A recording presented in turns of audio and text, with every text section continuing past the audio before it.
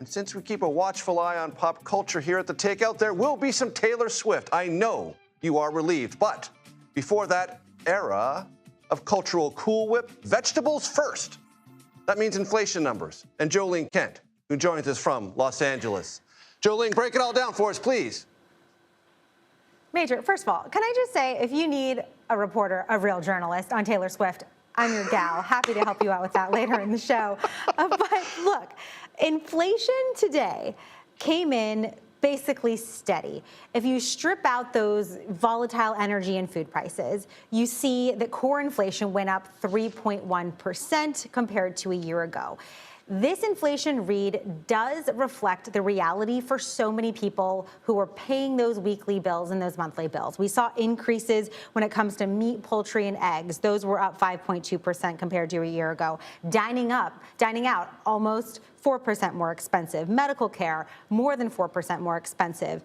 Car insurance still up 5.3%. And so that core inflation number, that is the most important number for the Federal Reserve, for Chair Jay Powell and the entire FOMC as they go into this September meeting as to whether or not they will cut rates. We still expect a September rate cut at that mid-September meeting. But when you look at this picture, you know, inflation basically is kind of holding steady as people continue to pay more every month for those essential items. So nothing to be hair on fire about, but certainly something, you know, to continue to watch as the Fed weighs that important decision in September. Speaking of the Fed and Chairman Jay Powell, the president again on social media talked about being too late, being unresponsive, not just the chairman, but the board itself, and giving voice to a potential lawsuit against Jay Powell over renovations at the Federal Reserve buildings. Jay Powell knows as well as anyone that lawsuits take forever. His term ends next May. That's not going to run him out of the office, but it just creates this intensified political heap beneath his feet.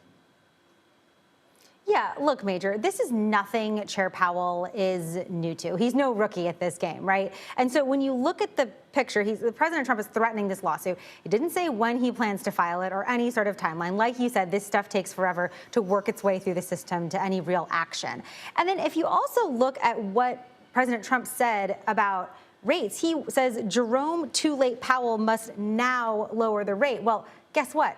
Can't do that until the mid-September meeting, which I believe is the 17th and 18th of September there in Washington, where you are. So there's a lot of political hubbub right now around this. None of it is new, but what a lot of people are paying attention to is that the impact of tariffs is starting to be felt. And what a lot of these companies are saying to us, that even though the data today doesn't say it's super dramatic price increases due to tariffs, these companies are saying, okay, how much longer can I pass off these higher prices to consumers or absorb it with, say, maybe some savings on hand? What happens when I run out and I can't hire, I can't make payroll, I have to let people go, and that broader sort of hit to the economy? I don't think we've seen that stuff bear out just yet, and the next few months are going to be pretty critical on that front. Major. Pulling the curtain back for us on the what happens next part of the economic data. Jo Ling Kent, thank you very, very much.